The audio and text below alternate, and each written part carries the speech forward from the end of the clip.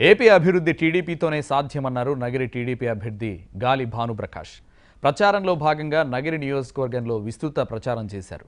ప్రచారంలో ఆయనకు అడుగడుగున నీరాజనాలు పలికారు ప్రజలు. ఎవరు ఇవ్వని విధంగా సంక్షేమ పథకాలు అందిస్తున్న టీడీపీకే ఓటు వేస్తామని గ్రామస్తులు స్వయంగా చెబుతున్నారని గాలి భానుప్రకాష్ అన్నారు.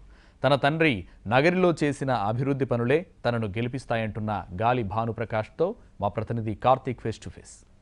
ఎన్నికల ప్రచారం తుది దశకు చేరుకోవడంతో అభ్యర్థులందరూ పోటాపోటీగా నియోజకవర్గాల్లో సుడిగాలి పర్యటనలు చేస్తున్నారు. ఎందుకంటే కేవలం ఒక్కరోజే మిగిలి ఉండడంతో నియోజకవర్గంలో ప్రధానంగా ఉన్నటువంటి సమస్యలతో పాటు చేసినటువంటి అభివృద్ధి పనులన్నింటినీ కూడా గుర్తిస్తూ కూడా ప్రజలకు వివరించే ప్రయత్నం చేస్తున్నారు. తెలుగుదేశం పార్టీ నగిరి అభ్యర్థిగా ఉన్నటువంటి గాలి భానుప్రకాష్ కూడా పెద్ద ఎత్తున ప్రచారం చేస్తూ నగిరి నియోజకవర్గ వ్యాప్తంగా కూడా చుట్టేస్తున్నారని చెప్పుకోవాలి. ఆయన కూడా ఉన్నారు, ఆయనతో కూడా మాట్లాడుతున్నారు. సార్ చెప్పండి, కేవలం ఒక్కరోజు మాత్రమే ప్రచారానికి ఉంది, ఏంటి ఏ విధంగా ఉంది స్పందన? మీకు నియోజకవర్గ వ్యాప్తంగా కూడా తిరిగారు కదా? ప్రజల్లో అయితే విస్తృతంగా తిరుగున్నాము. ప్రజల పట్ల, పార్టీ పట్ల అపారమైన ఆకర్షణ ఉంది. ఎందుకంటే తెలుగుదేశం పార్టీ చేస్తున్న కార్యక్రమాలు చిన్నవి కాదు. ఏ ప్రభుత్వం ఇప్పుడు కూడా భారతదేశంలో చేయని కార్యక్రమాలంతా కూడా ఆంధ్ర రాష్ట్రంలో మనం చేస్తూ ఉన్నాం. ఇవాళ 2000 పింఛన్ ఇస్తున్నా కూడా, పసుపు చేస్తున్నా, అన్నదాత సుఖీభవ ఏ ప్రోగ్రాం తీసుకున్నా కూడా అది మన ఆంధ్ర రాష్ట్రంలో మనం చేస్తున్నాం. అది మన గొప్పతనం. మనకేమన్నా డబ్బులు ఎక్కువ చేస్తున్నాం, డబ్బులు లేవు. మీకు తెలుసు, రాష్ట్రం విడిపోయినప్పుడు అప్పులు కట్టబట్టలతో బయటకు వచ్చాం. అలాంటి బాధలు ఉన్నా కూడా ఏ ఒక్క బడుగు బలహీన వర్గాలు కూడా వెనకబడకూడదని చెప్పే సదుద్దేశంతో బాబు గారు అన్ని కార్యక్రమాలు చేపట్టడం జరిగింది. వాళ్ళ అభ్యున్నతి కృషి చేస్తూ ఉన్నారు. ప్రజలు కూడా అంతే విధంగా బాబు గారిని ఎంకరేజ్ చేస్తూ ఉన్నారు. ఖచ్చితంగా మీరు మళ్ళీ రావాలి, మళ్ళీ తెలుగుదేశం ప్రభుత్వం ఉండాలి, మళ్ళీ ఇలాంటి కార్యక్రమాలు ఇంకా విస్తృతంగా ప్రజల్లో తీసుకెళ్ళాలి అనేది ప్రజల్లో విస్తృతం కనబడతా ఉంది. ఆ రిజల్ట్ కనబడతా ఉంది. సరే, ఇంకోటి చెప్పండి, అంటే నగిరి నియోజకవర్గానికి వస్తే ఎక్కువ మంది ఇక్కడ తమిళ ప్రజలు ఉన్నారు. దాదాపు 60,000 మందికి ఓటర్లకు పైగా ఇక్కడే ఉండడం జరుగుతుంది. సో వారి కోసం ఏ విధంగా ముందుకు వెళ్ళబోతున్నారు? వారి సమస్యల్ని ఏ విధంగా గుర్తించబోతున్నారు? ఇంతకుముందు మా ఫాదర్ ఉన్నప్పుడు నగిరిలో ట్యాక్సేషన్ ఇష్యూ ఉండేది. భారతదేశంలో ఏ ఒక్క మున్సిపాలిటీ కూడా ట్యాక్స్ ఎరియర్స్ మాఫీ చేసిన దాఖలాలు ఎక్కడా లేవు. అలాంటిది మా ఫాదరు బాబు గారిని ఒప్పించి నగిరి ప్రజల కోసమని మొత్తం ట్యాక్స్ ఏరియాస్ అంతా కూడా మాఫీ చేశారు. దరిదాపులో నాకు తెలిసి 30 కోట్ల దాకా వేవ్ ఆఫ్ అయిపోయినాయి ఒక్క మున్సిపాలిటీకి సంబంధించిన ఏరియాసే. అలా అంతేకాకుండా మన బాబు గారు పుత్తూరు వచ్చినప్పుడు ఒక టెక్స్టైల్ పార్క్ పెడతామని, అలాగే దాంట్లోనే ఈటీపీ ప్లాంటు, అలాగే మన చేనేత కార్మికులు కూడా కరెంటు కూడా ఇప్పుడు ఇస్తున్న సబ్సిడీ 100 నుంచి 300 కానీ 500 కానీ రెట్టింపు చేసి ఇచ్చేదానికి కూడా చూస్తా అని చెప్పారు.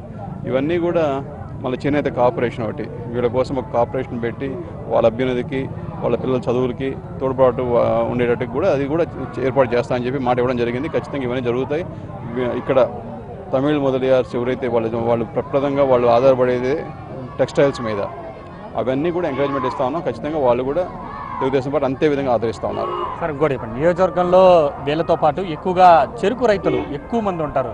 ఇక్కడ స్థానికంగా ఉన్నటువంటి షుగర్ ఫ్యాక్టరీకి వెళ్ళి ఎన్నో సమస్యలు ఉన్నాయి, వాటిని ఎలా పరిష్కరించబోతారు? అంటే చెరుకు సంబంధించి చెరుకు రైతులు నియోజకవర్గంలో ఎక్కువ మంది ఉన్నారు. సో వారి సమస్యలు కూడా చాలానే ఉన్నాయి. ఆ సమస్యలన్నింటినీ ఎలా పరిష్కరించబోతున్నారు? చెరుకు ఇప్పుడైతే మామూలుగా గవర్నమెంట్ అయితే సపోర్ట్ ప్రైజెస్ ఇస్తూ ఉన్నాం, ఎంఎస్పీ అయితే ఇస్తూ ఉన్నాం, మనం మినిమం సపోర్ట్ ప్రైజ్ ఇస్తూ ఉన్నాం. ఇబ్బంది ఫ్యాక్టరీల్లో ఉంది. ఎందుకంటే వాళ్ళకి తయారు చేసే రేటు కన్నా అమ్మే రేటు తక్కువగా ఉంది. భారత ప్రభుత్వం కూడా వాళ్ళకి గ్యాప్ ఫుల్ఫిల్ చేస్తే బాగుంటుంది. ఎందుకంటే ఫ్యాక్టరీ సఫర్ అయితే ఆటోమేటిక్గా చెరుకు రైతులు కూడా సఫర్ అవుతారు. వాళ్ళు పేమెంట్స్ డిలే అవుతున్నాయి. ఇప్పుడు 3 months 4 months కూడా బాకీలు ఉన్న పరిస్థితి కనబడుతూ ఉంది.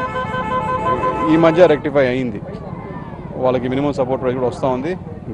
ఏదైతే కోఆపరేటివ్ మిల్స్ ఉన్నాయో అవి ఇంకా కూడా సిగ్గా ఉన్నాయి, అవి తెరిపించుకోవాల్సిన అవసరం కూడా ఉంది.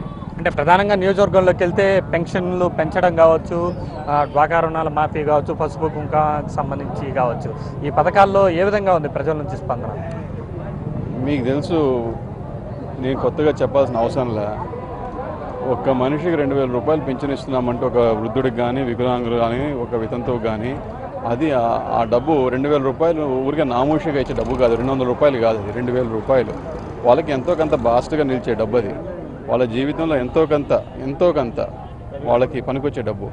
ఖచ్చితంగా వాళ్ళకి ఇవాళ ఒక ఊర్లో ఉండే వాళ్ళకైతే ఎవరి మీద ఆధారపడకుండా బతికే పరిస్థితి కనబడతా ఉంది. ఎందుకంటే రేషన్ బియ్యం తీసుకుంటున్నారు, ఇల్లు కూడా మనమే ఇస్తున్నాం 2 లక్షల రూపాయలు పెట్టి, అన్నీ కూడా ఇచ్చి 2,000 రూపాయలు చేతిలో పెడుతున్నాం.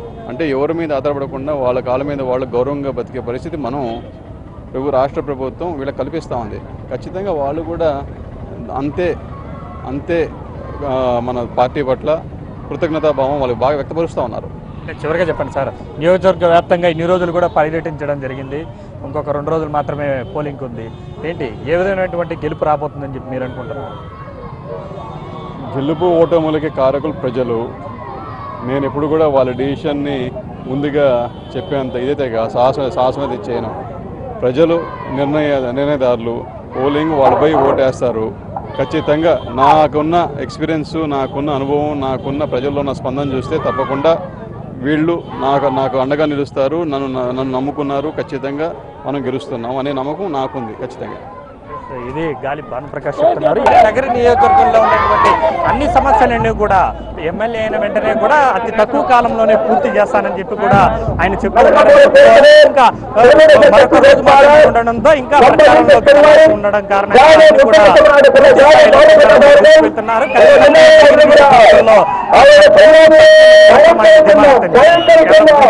కార్తీక్ ఎన్టీవీ నగర్ నుండి.